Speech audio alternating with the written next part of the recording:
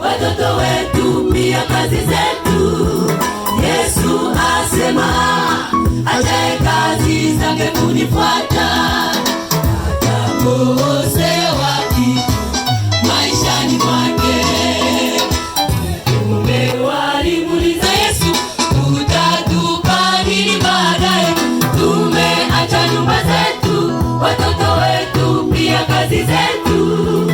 Yesu asema achaye kazi zake kunifuata atakosewa maishani mwake.